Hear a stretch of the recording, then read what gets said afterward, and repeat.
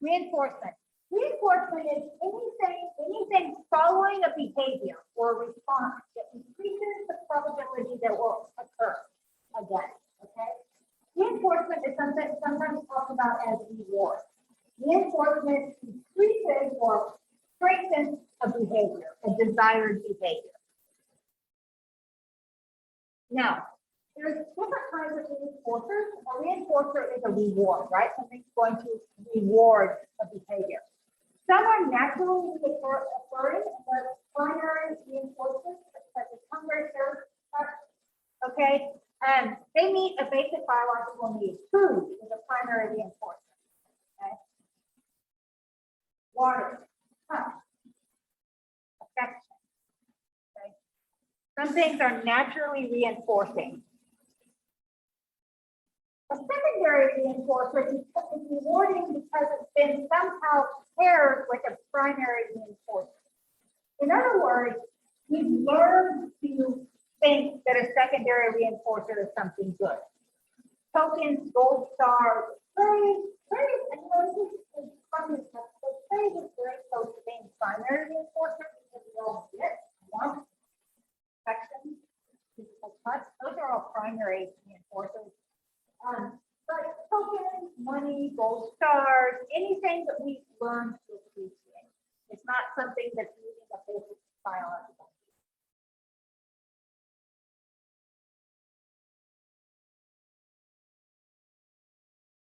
So positive and negative reinforcement. Remember on Monday, I had this little poll of negative reinforcement punishment, and I said, no, it's not, because punishment weakens the behavior, it decreases the probability of undesired behavior, whereas reinforcement strengthens the behavior, okay?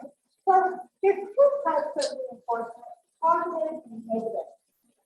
And if you think about positive as a plus sign, plus it adds something. Positive reinforcement adds something pleasurable, such as a treat, okay? For example, if you're trying to teach your dog to sit, okay, you say sit and you give them a liver bit or a little piece of cheese, that's positive reinforcement because after the desired behavior, you're adding something desirable or pleasurable to the dog. It's going to make it more likely for the dog to sit the next time you ask it to. Negative reinforcement, think of a minus sign, minus. We're taking something away, okay? Negative reinforcement is the reinforcing of a response by taking away something unpleasant. The textbook example, taking an aspirin for a headache is negatively reinforced. You take a painkiller, something disagreeable, pain goes away. In my dog sitting training example, you're teaching your dog to sit, and instead of using the treat, let's say you pull up on the collar on the choke chain and push down on its butt and say sit. Okay, that's pulling on the neck and pushing on the butt. Those are uncomfortable for the dog. As soon as the dog sits, you take them away. That's negative reinforcement because you're removing an unpleasant stimulus, which is the choke chain, for example, or pushing on the butt, in response to the desired behavior, sitting. So the dog will learn that if it wants to avoid being pushed down, it has to sit, right? That is negative reinforcement. It's increasing the probability that the dog will sit next time you say, fight, sit. There's a difference here. Positive reinforcement, adding something good, such as your dog will sit. Negative reinforcement takes something unpleasant away, such as releasing the pressure on the choke chain after asking your dog to sit and pulling up a little bit. Okay. More terms for operant conditioning. Shaping is the reinforcement of simple steps leading to complex behavior. Successive approximations are those small steps in behavior, one after another, that lead to a more complex goal. So you don't start off with your dog trying to teach it to run around a little course of obstacles and sit and stay and then come to you. No, you start by teaching the the dog follows you. You keep it sit, stop. You slowly work up to more complex behaviors. And I have a really good example of that in a minute that will make that clear. So extinction, we talk about extinction in terms of classical conditioning. For classical conditioning, extinction, that's the behavior stopping.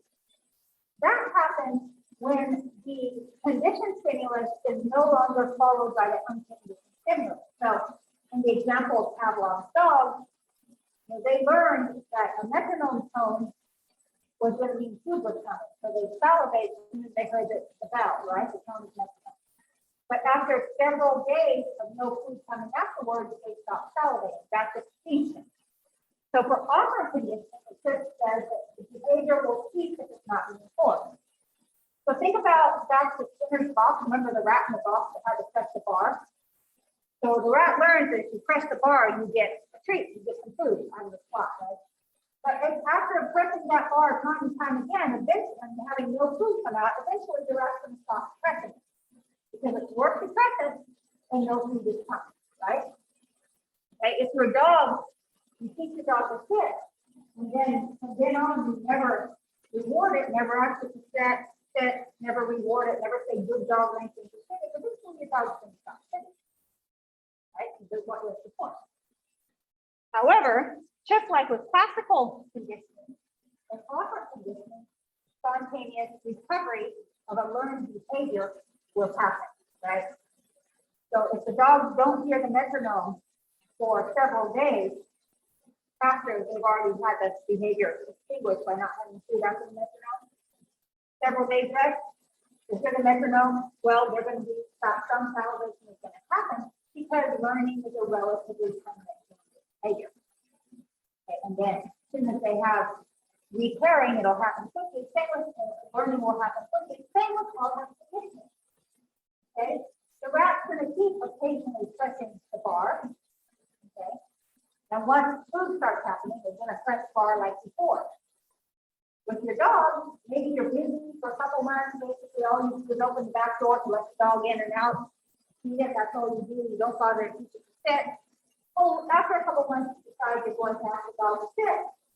Chances are it's going to sit. Okay? Maybe it'll sit slower. Maybe it'll be sloppy. Maybe it'll take it a while because it's kind of gotten out of the habit. That first hit still functions and happens. The next thing is that with a very little work, the dog will remember and will continue to do that with before, right? Again, similarly to classical conditioning, generalization, and traffic. So this just means that the behavior can be generalized to similar treats. So it doesn't always have to be a liver Think about everything slowly changes over the lifetime of children. For example, what you might originally reward studying a little bit with start and force, or a child is young, eventually it will be maybe a trip to the mall to buy some clothes or maybe get a car, right? So that the reinforcement is different and the behavior will slightly change as well. Okay, so here's a nice example of shaping. So remember what shaping was? It's successive using small steps or successive approximations to get to a more complex behavior. So let's look at this really good example of it.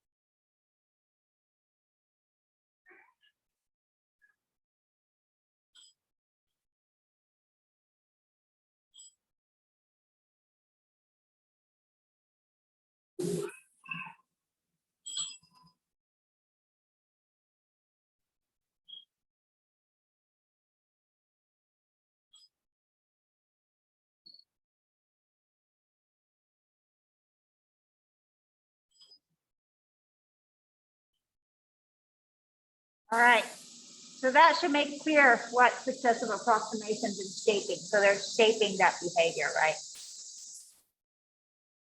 Okay.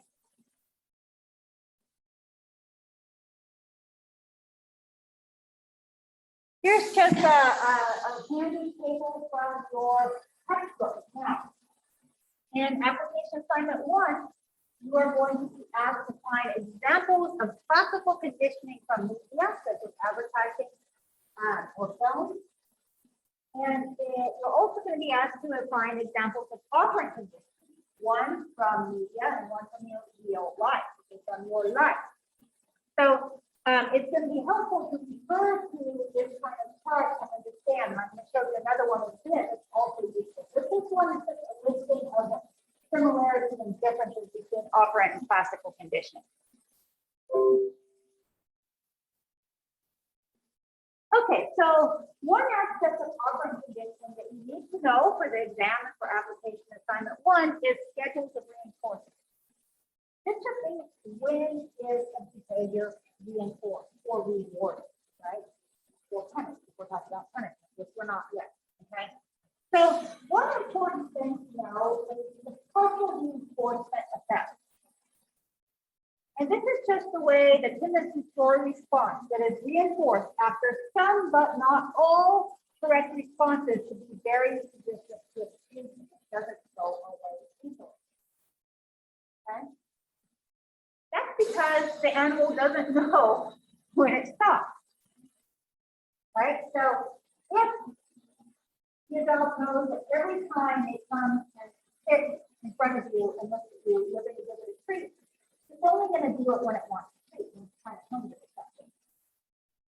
Because it can count on you responding. Okay? And then when you stop responding, it's going to think, oh, this has never happened. This means after just a couple of trials, it's going to say, okay, I give up.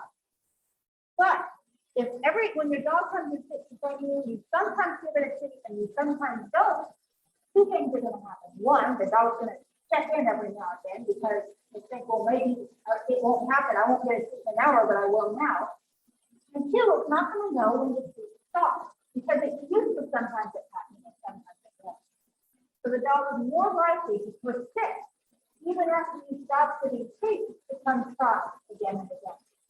Okay, so extinction, which is never coming back to sitting, is very resistant with partial reinforcement. Okay. Another important term is continuous reinforcement. The reinforcement of each and every correct response all the time. Okay? That means it doesn't matter. There's no rules about how many times it happens to have, how to occur, or the time of day, or when. That's like every time you dog sits, no matter where it is, you give it. Or in the terms of the little bar, the rat it just happens, the bar's sitting out food all the time. Okay, now here, when you do your application assignment 1, you're going to have to be able to identify the schedule of reinforcement used. And it's going to be one of these two. It's not going to be continuous reinforcement. It's going to be that too. It's very unusual for you to find. So you have fixed versus variable and ratio versus interval. Ratio refers to the fact that the reinforcement depends upon the behavior happening. So the response has to happen, such as pushing on the bar or sitting. That's what determines whether or not reinforcement is going to happen. Okay? If it's interval, it also depends on time. So reinforcement only happens, say, at 7 a.m., 12 p.m., and 7 p.m., or something like that, or between in a window. Okay? So fixed ratio just means that the number of responses required for reinforcement is always the same. So picture the rat in the cage. To get food, if it's fixed ratio, for example, the rat would have to hit the lever twice. 1, 2, kibble comes out. Wait a while, 1, 2, kibble comes out. It's 1, 1, kibble comes out. Okay? The dog knows that it has to sit once or twice or whatever, but whether or not you get the reward depends upon actually doing whatever the behavior that's being trained is. Variable ratio just means the dog or rat or the animal, the organism doesn't know how many responses is necessary to get a reward. So maybe sometimes it has to be 3, sometimes 5. Sometimes after, the dog sits one time and you give it a reward, and then you do a couple of sits, no another bit, and on the 4th or 5th time, you get another bit. Variable ratio just depends on the behavior, but the number of times doesn't matter. I mean, it's not predictable, I should say. So interval is about time. So a fixed interval schedule would be, for example, if you feed your dog at 7 a.m. and 7 p.m. every single day. Or maybe every 4 hours. If it's the rat in the cage, maybe between 7 and 7:15 in the morning and 7 and 7:15 at night, I think that bar is going to result in food, and it's not. That will be fixed because it's always the same. If, on the other hand, you're like most of us, and your dog eats at 7 a.m. every weekday, but on the weekend it might be 8, and it might be 10, and it might be 12:30, and in the evening it really only kind of depends on how fast when you get home or when you eat dinner. That's variable. Dinner sometimes can be time. For the rat in the cage, it could be that sometimes it's between 3 and 3:15, etc. Sometimes it's between 7 and 7:15. It's a variable interval, but the reinforcement happens according to time, and it's not, they can't predict the time. So we saw in the previous slide, we saw partial reinforcement, and that's reinforced after some but not all correct responses. That would be a variable ratio schedule, because sometimes you get a response, you get a treat after the response, and sometimes you don't. So let's think about this a little bit more. We have our little graph here, a typical schedule for reinforcement. So responses are cumulative, that means that these responses are added, and how many on the y-axis you see how many responses are given. Okay. And on the x-axis is time. If it's on a fixed interval, that scallop is just because responses occur more around the time when they're expected. So it's every 4 hours. I think the upper part, that's when the responses are more dense. Okay, now, with a ratio or the variable is more predictable timing, so you don't have to follow the responses. Okay? But what we want to notice here is the most cumulative responses. The two-thirds line, the two-thirds is in variable ratio. Okay, so organisms learn faster and give more responses with a variable ratio schedule. So why? Because they're going to be cruising around that cage and then give that bar a thump to see what happens. Okay? Whereas if they know it only happens at a certain time, why bother? If they know exactly how many responses they need, they can go when they're hungry. Right? Think about your dog. Say your dog has to go to your back door and sit to get fed. He knows that. If you feed at 7 a.m. and 7 p.m., you lick this place all the time, Your dog's gonna show up 24/7, twice a day for food, and that's it. The rest of the time, it's not doing stuff. It's playing, it's doing whatever, it's guarding, it's barking. Because it knows it's predictable. If sometimes you show up at 4, sometimes it's, sometimes it's 10. If there's, especially in the evening, like I do this with my horses, like sometimes you see early because you gotta go somewhere and sometimes late, they're gonna start hoping hours before normal, just in case, because you never know. They're gonna show up way before and they're gonna show up more frequently. So your dog can come check out around 4, let's see, maybe they're early today. Because it's not sure, right? So that's the point. It's variable interval, you can have more responses, variable grateful, more responsive as well. And it makes sense if you think it through. Uh-oh, I have a chat sitting here.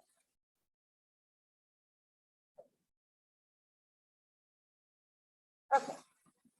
Okay, so we're going to have a little discussion now.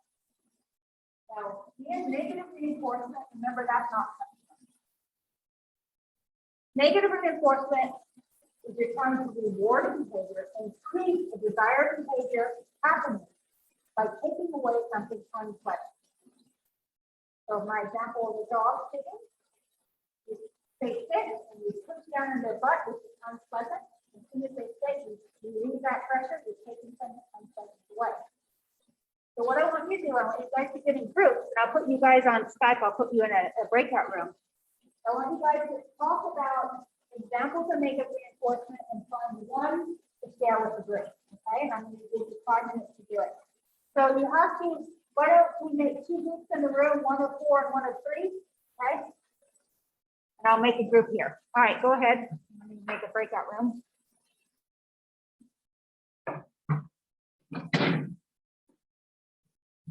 I'm going to put you guys all in one room.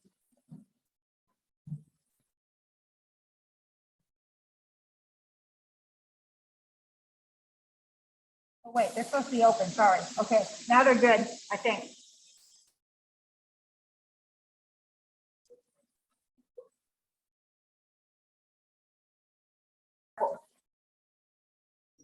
Okay, so group 1 out here, what example did you guys come up with? Right up there. Oh, I'm practicing like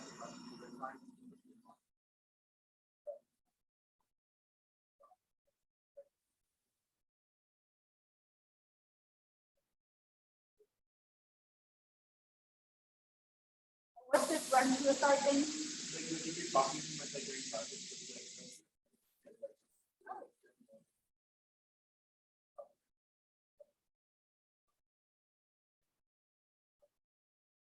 Yeah, so if you're talking, so that's kind of sounds like punishment. If you're talking, you have to do this running.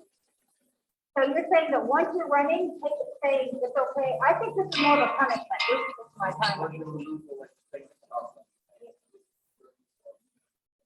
Huh. Okay, what? Yeah, there's a comment back there. well, I guess.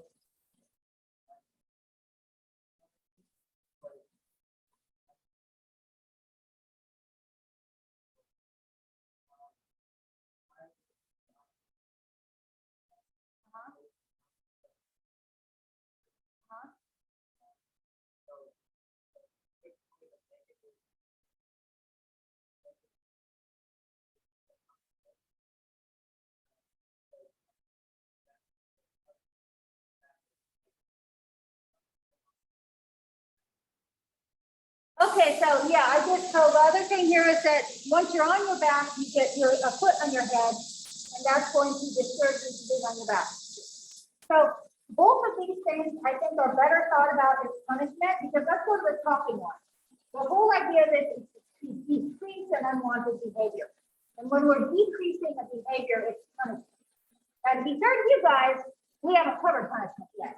So you're doing a good job searching around, but that's why I'm putting it now. The enforcement has to encourage a positive behavior. So the wrestling example, you could maybe see it less if you're trying to encourage being on your stomach, or then you're taking away that stepping on your head in order to encourage you to be on your stomach. Or what? I know nothing about wrestling. So that way you maybe can make it work that way, because the key thing about reinforcement is you are increasing the probability of a wanted behavior to occur. So that's why your talking example doesn't work, because you're trying to decrease talking, right? So that's punishment. We'll get there in a minute. Do we have another example from out here in the class? What about somebody else? Yeah?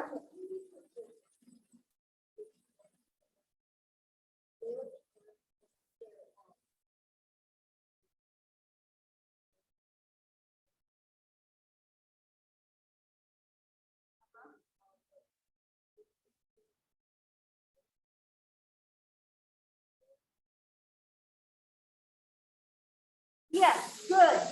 Good example. So here we have children need to do chores, so the parents take away the remote until you're taking away to encourage, and you're still taking away something good. So when you're taking away something good, however, if you think of it this way, that the bad situation is not having the remote, and you're removing the bad situation after the chores are done by giving the remote, then you can think of it as reinforcement. Yes, because the goal here is to encourage doing chores. So you can think of it as positive reinforcement if you say, if you do your chores, I'll give you the remote, because you're adding something good. That would be positive reinforcement. So it's probably easier to think of it like that.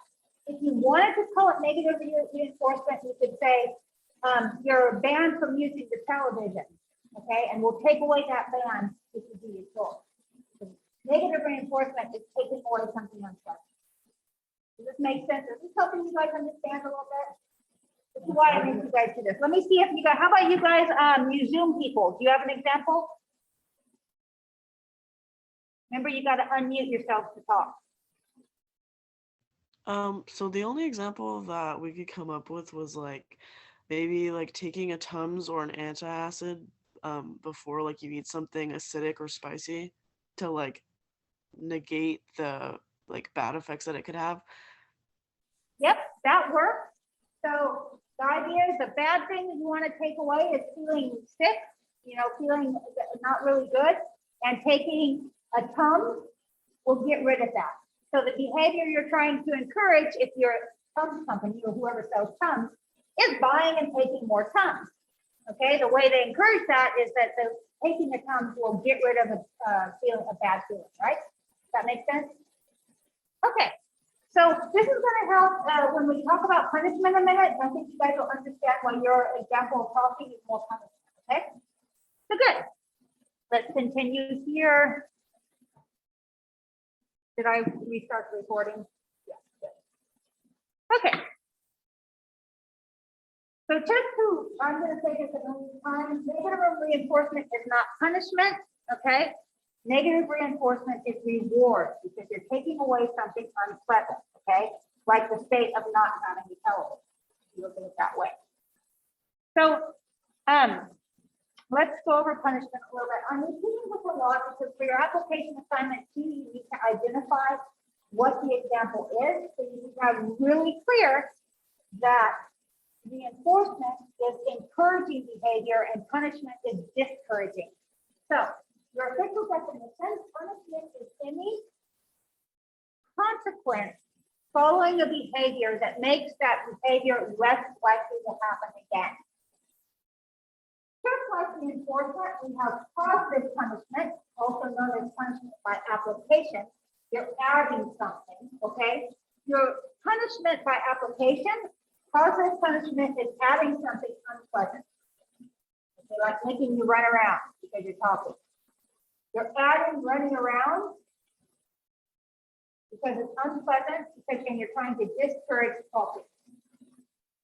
Right? A snatch is punishment by application because it's adding something unpleasant. Right?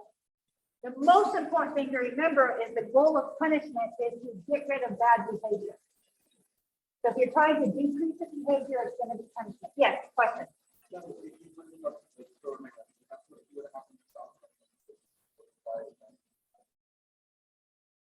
If you're trying to, if you pitch it like we're trying to encourage quiet, so we'll take away, but you'd have to start with beginning state, we bring it around. Okay, so yes, this is really important because very much you're going to look for examples and you're going to need to talk about them such that if you have like a little video or something, there might be a lot of things going on. So part of what you're graded is your ability to pick out what's the punishment for, what's happening there. And sometimes it's ambiguous, but if you can talk about it the right way, you're going to get a good grade. Okay, so it's really important to understand the goals of punishment is to decrease unwanted behavior, and the goals of reinforcement are to increase wanted behavior, desired behavior. Okay? So punishment by removal is taking away good things. Or like being grounded, your freedom is being taken away. Okay? Again, think of it like it's negative because you're subtracting something. Negative reinforcement, subtract something bad. Negative punishment, subtract something good. Right? Does that make sense? This is tricky stuff. If you're struggling, you're with every single class I've taught, which is now many times teaching this course. This is what people struggle with most. Other things, some people struggle, some people get, everybody struggles with it. Okay, so here is your best little cheat sheet for doing application assignment 1. You can even print it out when you do your midterm. I'm never going to know. You don't have time to really see it myself, but print it out if you struggle with it. Look at it. Use it when you're doing application assignment. Because it's going to really tell you what's going on there.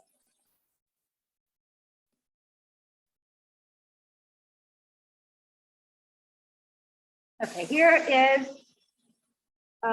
we're not going to watch this video because I ran out of time last time, but if you're later, this is the dog trainer explaining the operant conditioning, which is very useful. See. So punishment, there are times when punishment is necessary.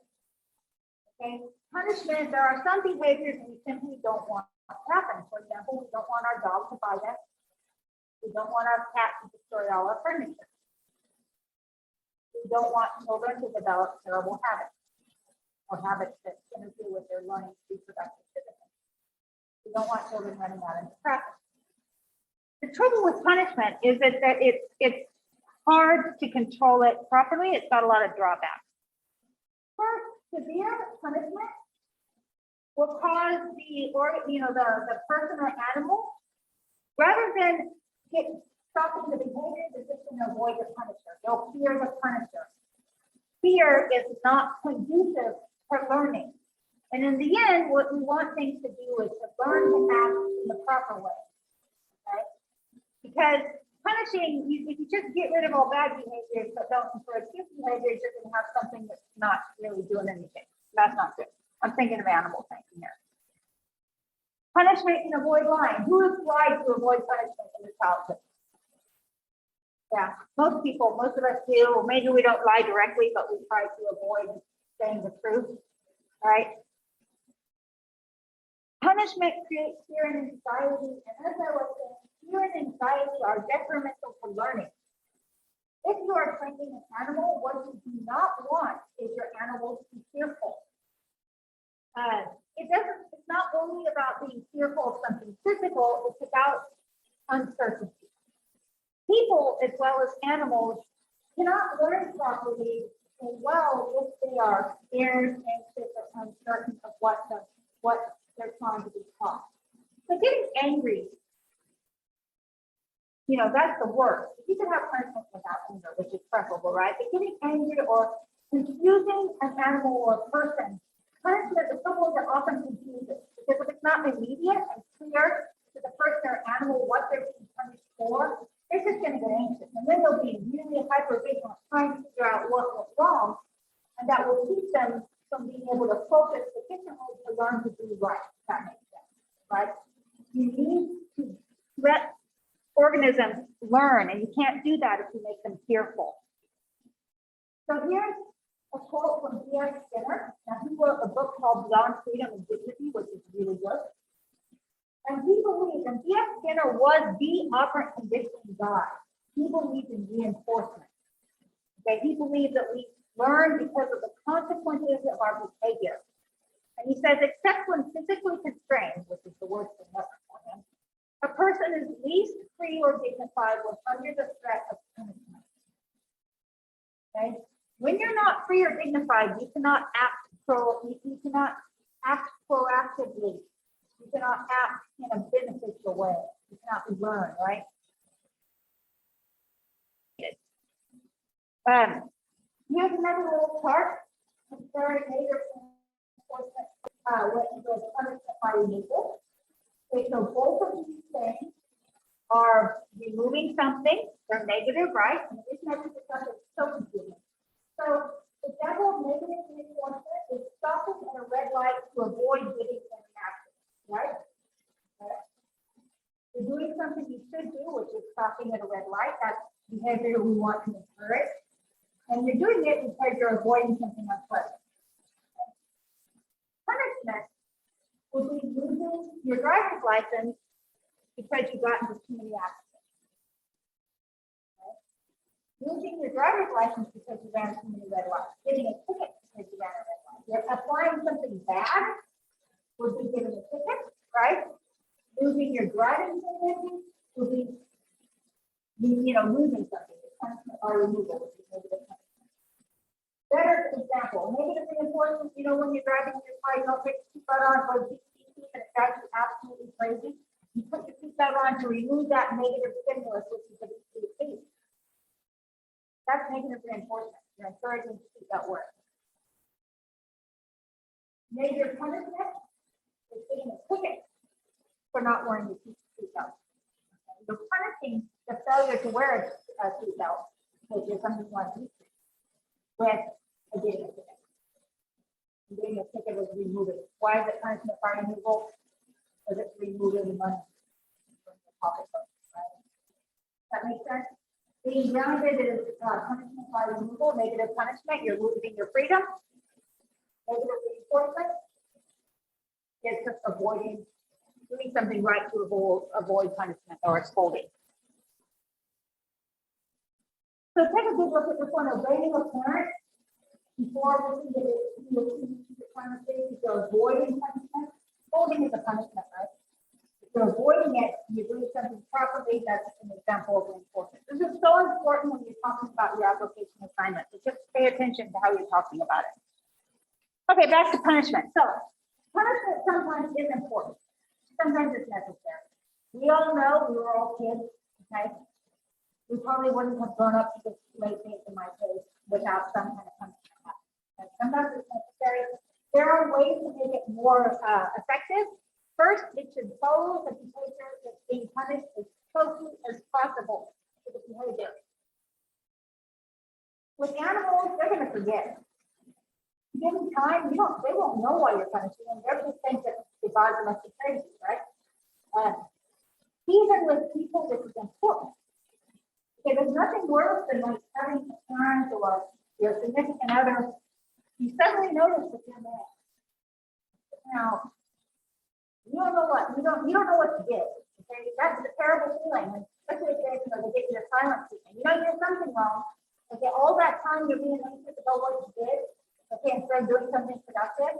Okay, so you need to follow right away. Otherwise, all that stuff in between is going to confuse the treatment of the behavior you don't like. Should be consistent. You can't just ignore a bad behavior one day and then explode into a crazy screaming mess the next day. Doesn't work. Importantly, punishment of the wrong behavior should be paired when possible with reinforcement of the right behavior. So, for example, your puppy takes your shoe and is chomping on your shoe. You wanted to treat puppies stealing shoes. Otherwise, it becomes very expensive. Taking the shoe away, that's punishment in itself because the puppy doesn't want to lose the yummy, disgusting shoe. And saying no bad dog, those are punishments. The best thing to do is to, when you do that, give the puppy a dog toy or a piece of firewood. Dogs love to chew on firewood. I don't know why. You give a piece of firewood or a toy that they go, no bad dog, here, good dog, chew on this. This is yours. Okay, this way the dog knows that, hey, this is my stick of firewood. I can chew on this to my heart's content. And the next time they feel like gnawing on something, they're going to go for that piece of firewood, right? So always, when possible, redirect bad behavior into good behavior. Okay? Because you want to always encourage something. If you just leave an organism such as a puppy or a small child around with nothing to do, 10 to 1, something's going to occur to them that you don't want them to do, right? The same with just interpersonal relationships.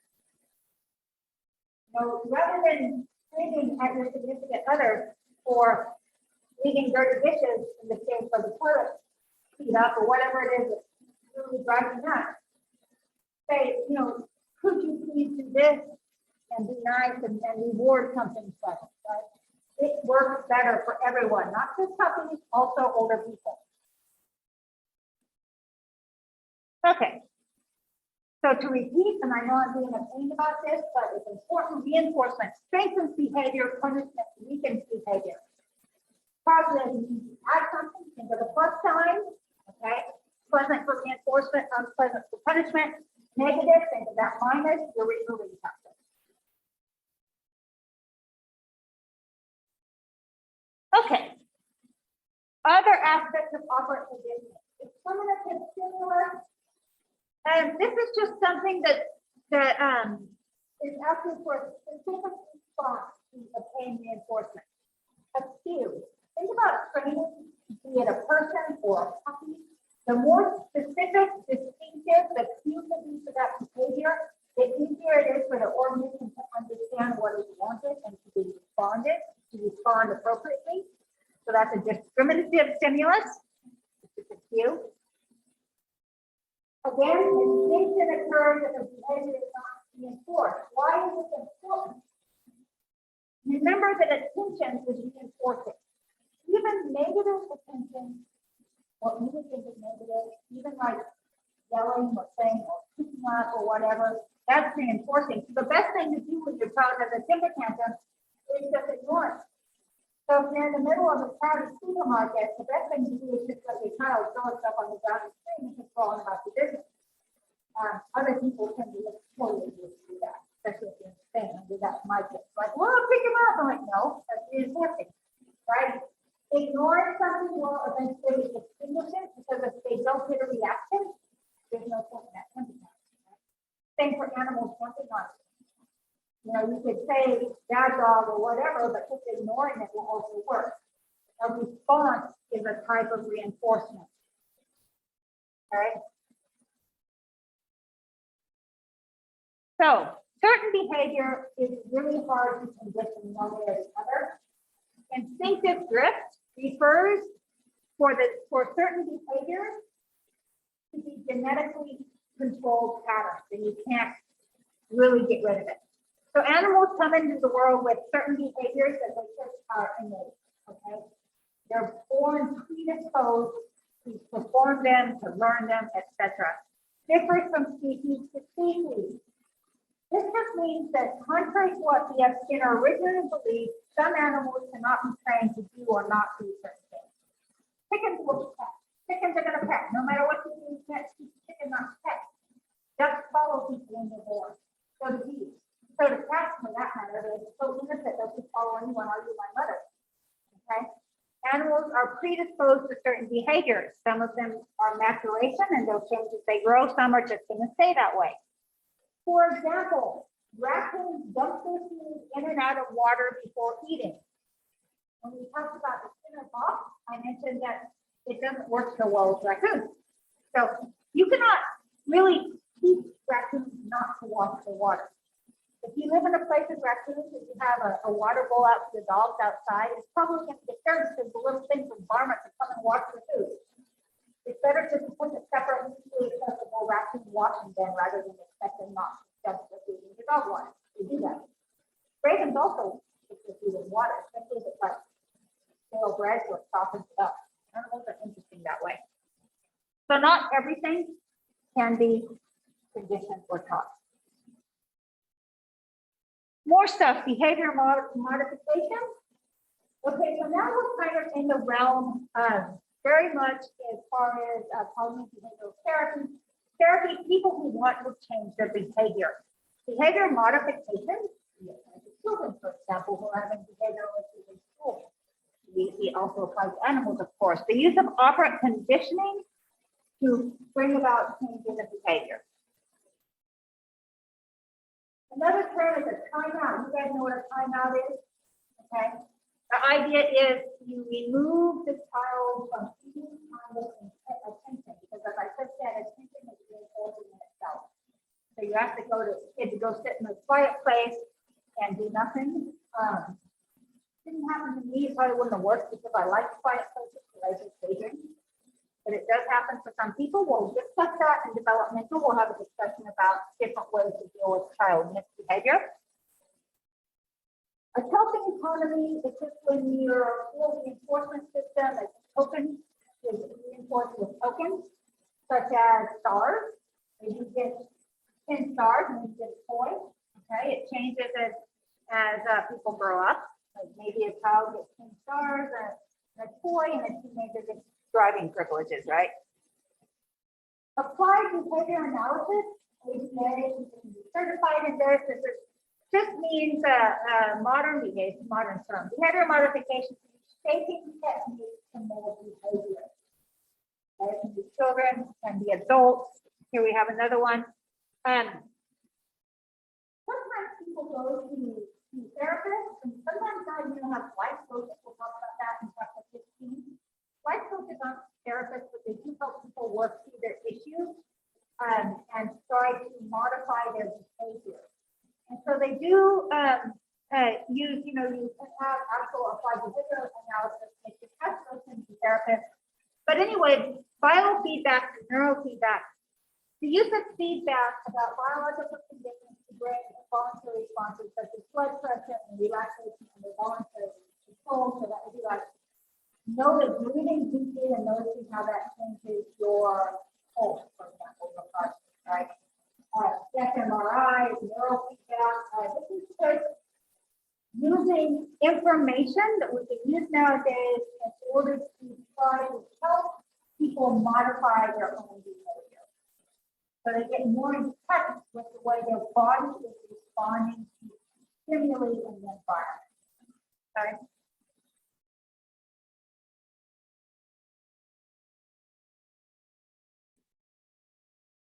And you get a lot of, and I imagine, especially more during the whole pandemic situation we've got, the need to modify behavior one way or another is a real thing. Some people just want help, they'll go to a therapist just because they want help kind of getting unstuck,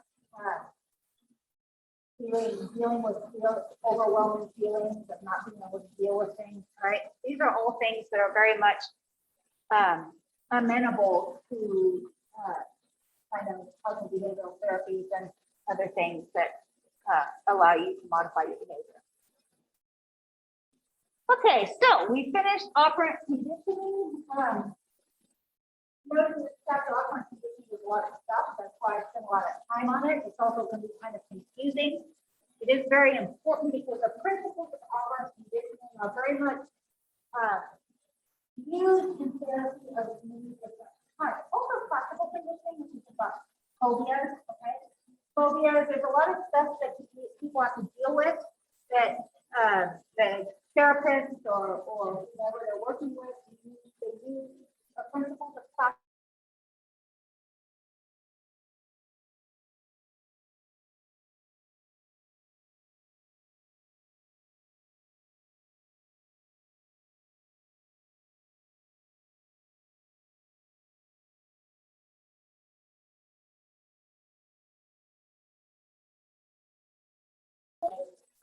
Right? But then we have the cognitive revolution of psychology and the 50s. And as I mentioned in chapter 1, cognitive psychologists actually thought that we could study the darkness behind the eyes or what goes on there, right? Mental events. So we're getting to see, so people actually think, well, learning is more than just what we can see in that Skinner box, right? Okay, so an important figure here is Edward Coleman, one of the early cognitive psychologists. And he looked into learning, and he had a whole bunch of rats going to a maze, and he wanted to show that learning happens even when we weren't actually measuring. Latent learning is happening even if we can't see it happening. So, for example, definition of learning, especially in the city, until its application is useful. So just because we can't see learning happening doesn't mean it's not happening. In this famous maze experiment, Coleman had 3 groups of rats. So a maze for a rat, basically they put them in one end and then they have to find their way out. And it's just like going into a maze with a big labyrinth for humans, right? There's a correct way to do it. Okay, so in the first group of rats, there was a reward at the end of the maze. So after the rats were figured out, they do it successive times until they learn the maze.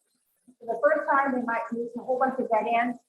Let's actually go to the next slide. Here's a maze right here. So you start here, go in here, and then have to do it here without going into the wall. So you can see the color line. Right? So group 1 had a treat in the end ball. Okay. Group 2 was removed into the maze and they're allowed to wander through, but they didn't have any rewards when they got out into the end. So they could wander, and they did. They just wandered around until they get out. Nobody worked for 9 days, and they were rewarded on the 10th day, and they learned almost immediately. Okay, the final group was never rewarded, and they never appeared to learn the maze. And when I say learn the maze, I mean go straight through with no errors. Right. So the first guys, because they knew there's a treat at the end, once they realized there's a treat, they figured out the quickest way. So let's look. Okay, here we have the learning curve. So you can see group 3, the ones that never got a reward at the end, they never really worried about going straight to the maze without error. And error, when you go the wrong way, have a dead end, you have to go back, right? You guys got that? And group 2. Group 1 is the one that was rewarded on the first day. You can see they progressively see your errors, right? Group 2 is the ones that were not rewarded for the 10th day. They made errors until the day after they were rewarded, and suddenly they did the maze. They actually learned better, faster than the first group. Okay, so what Coleman took that to mean is that group 2 actually learned the maze. They already knew the maze just fine. They just didn't bother to go through it and show that they knew it until it was meaningful. What made it meaningful? Getting a treat at the end. That's lifelong learning. Learning that happens that we might not know is there. So it's actually pertinent. Okay. More terms. Insight is sudden perception of understanding of the relationship of a problem or the relationship between parts of a problem and allowing the solution to come quickly. Okay. And cannot be gained through trial and error. We'll talk about ways of trial and error in chapter whatever. 7 or something. Positive. Not the game of that. Aha moment. That just means when you suddenly realize the solution. The aha eureka moment. So insight is important. It's also based on knowledge. You cannot recognize the important part of a problem unless you have sufficient knowledge of it. Okay. Learned helplessness. This is a really important concept here. This is your textbook definition, the failure to act to escape from a bad situation because of a history of repeated failure, of feeling trapped. And this, we owe the whole idea of learned helplessness from Martin Seligman.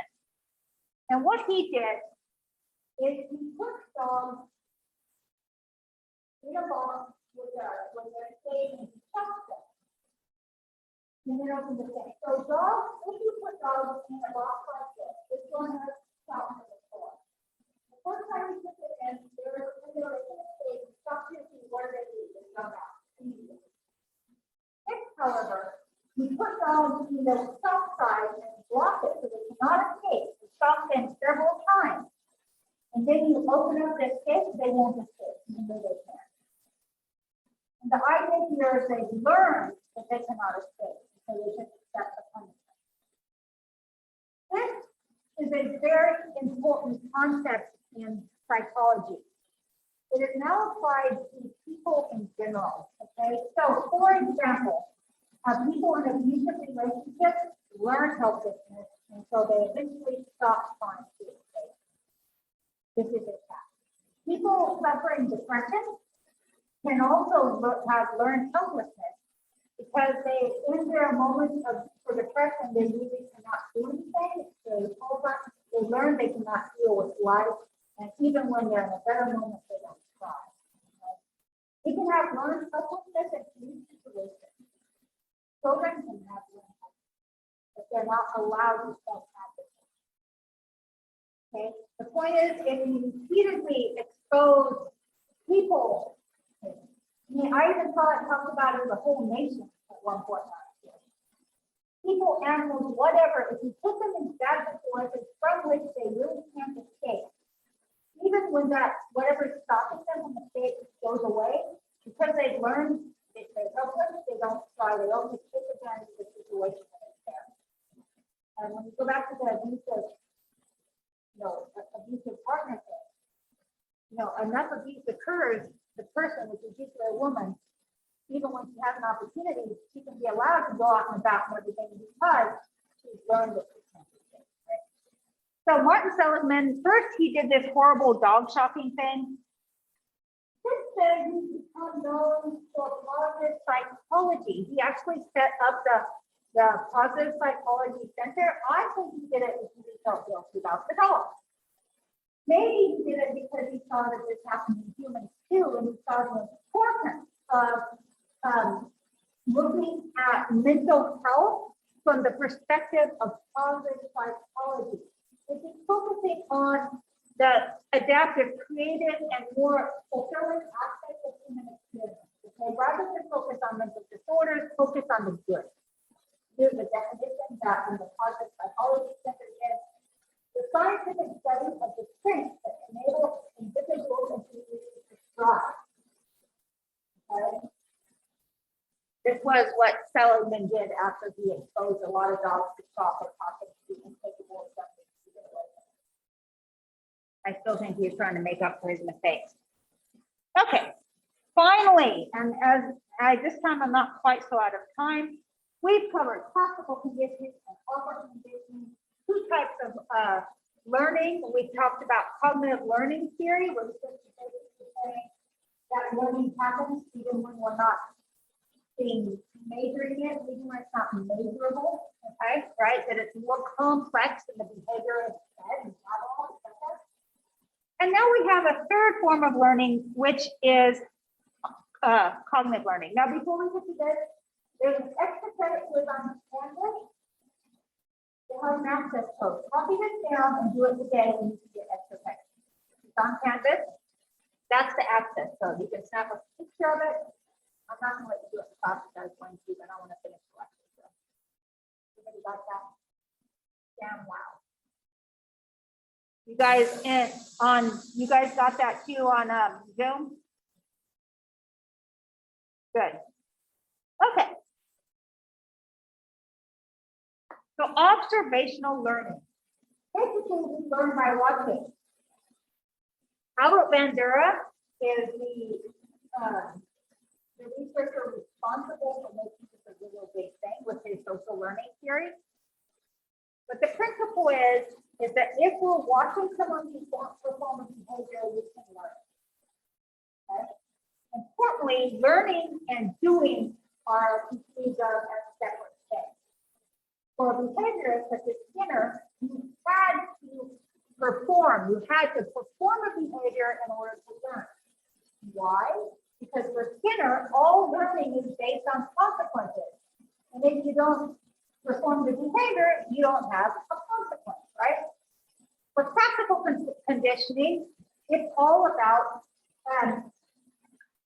pairing unconditional stimulus with a neutral stimulus, right? So behavior, things are happening. Observational learning says, well, there's two different things. You can learn just fine without actually doing it. You can just watch someone else do it. Okay? We kind of touched about on vicarious conditioning, which is kind of close to this, but not quite the same, because again, that element of conditioning is necessary. So this all the famous experiment here is the Bobo doll experiment. This is where Sandra approved what we probably already knew, we should have. We all know if we're around children that children learn by observation. We don't have, they especially know what not to do by observation, right? So in this experiment, we had children observe adults interacting with these blow up bubble balls. So they're like weighted on the bottom, and then the inflated doll that's weighted on the bottom, so we it like pulls down, biting, and comes back up like this, right? And so children watch adults interacting in different ways. For example, some adults will be nice to the bubble ball. Other ones hit it, punch it, point the gun. After the children observed an adult doing this, they were left alone with the doll, with the video on, but they didn't know. They were just left alone. They weren't given any instructions. They were just, they were left alone. Okay. The children did whatever it was that the adult was enjoying. So if the adult was being nice to the adult, they did it. If they were punching, if they were punching, stick and hit it with a hammer, pointing gun at it, whatever. So these children were being told nothing. They were just observing, and then they copied whatever. Yes, question back there? So if they didn't do anything. Not them anything, but they would then maybe explore it. Good question. I don't know exactly what that case was. I do know that they pretty much all of them modeled their behavior on what they were doing. It's been replicated in different ways too. So, very famous experiment because the children, really, they didn't know anyone was observing them. They just did what they they had no idea how to do it. So they did, and we know that these children acting like the people around them are acting. But classical experiment. Now, if I were better at time, we would actually watch it. But you guys can go watch this later if you want. This chapter always gets me. This chapter I schedule 10 minutes into every lecture, and so I don't run out of time like this, but it still happens to me. Okay. So 4 elements of observational learning. And you can also just Google Bobo doll experiment and you'll get it. Okay, you don't have to. So for something to be learned via observation, the learner has to be paying attention. Now this is really unique anything. You have to pay attention if you want things to go in your brain. And these voluntary things. So operant conditioning, they're always putting attention necessary to do any behavior, right? Practical conditioning, I guess, not so much because it's an involuntary response, right? Even voluntary awareness you have to pay attention. So attention, memory. You have to remember what was done. Okay. If the behavior you're watching is too complex, it's going to be harder. You're going to have to do some kind of a step-by-step thing. They have to be capable of remembering it. Pay attention, be capable of remembering it, be capable of imitating it. For example, with the Bobo doll thing, if the adult, if they were learning from, had taken the Bobo doll and stuck it on a really high shelf, the children couldn't have imitated that because they wouldn't be capable of it. So they have to be mentally and physically capable of imitating, reproducing the actions of the model, whoever they're talking, right? So attention, memory, imitation, and finally motivation. They gotta want. So the Bobo doll experiment, these kids had no reason to want anything about that doll, right? They haven't been taught any kind of expectation. Skinner talked about operant conditioning at some society-wide level, like, they'll reinforce the action society in a way that is beneficial to everyone, right? Ideally, a society will reinforce pro-social behavior, like helping other people, and discourage behavior like killing, things like that.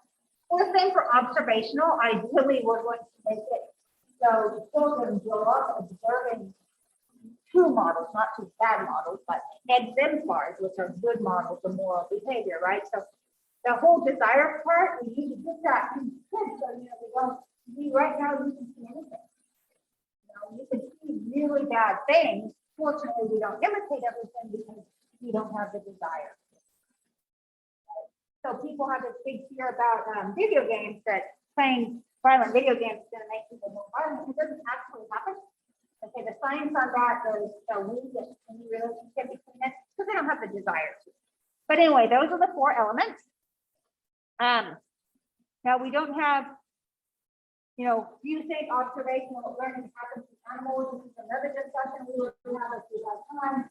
I can have show of hands, though. Who thinks that animals learn by observing? I do too. Okay. They observe each other. I've been training animals a long time, and I fully believe that they can certainly do that. And finally, we leave you guys something to think. What is the best way to get people to act in a pro-social manner when no one is looking? Okay, why do I say this? Because this is the Cooley River. This is where I go in the summer. I go river hiking on this. It's really beautiful. It's along 190 up above Springville. But sadly, a lot of people go and look what they do. They leave trash everywhere. This is something that makes me crazy. People just think that they go down and they leave trash everywhere. I don't know what they think. Do they think that someone's gonna come along and pick it up? It degrades the environment, it's bad for the fish, it's bad for the people. How do we deal with this? It's the thought. So you guys can think, and if anyone has an idea, please share it with me. How do we teach people not to do this? So they'll go down and enjoy the river without leaving trash. Finding them, yes. The trouble is that the Forest Service does not have people there, but yeah, find them, make it possible, punish them. So that would be punishing them. Good. Punishing them is one option. The other hand is to reinforce the good behavior. How do we reinforce it? What about modeling the behavior? Like I never leave anything, and if I go down there and if I find I pick something back up, right? So this is just to bring this chapter to the end is to, it's beyond just teaching back to full leader. Or bringing our children up, how do we deal with something like this? But, we don't want to make it prohibited for people to enjoy the river. Sometimes it's their own enjoyment. This is something they can do, and it's free. But how then do we deal with this kind of behavior?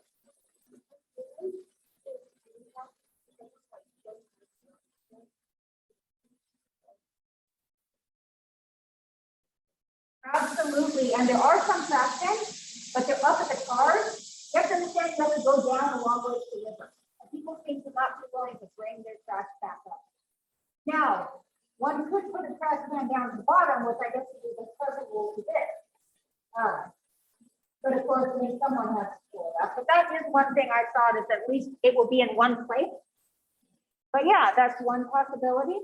So yeah, think about things like that, just so you this was a discussion, how to facilitate learning to respect the river and not lose trash. This is your thought for the day, and we are done with time. So thank you. And remember next week, we'll talk on Monday. Wednesday, please at least have taken a look at application assignment 1. We're going to have a few minutes to talk about it, and then we're going to move on to chapter whatever it is next. Memory, right? All right, see you guys later. Bye, people's online too.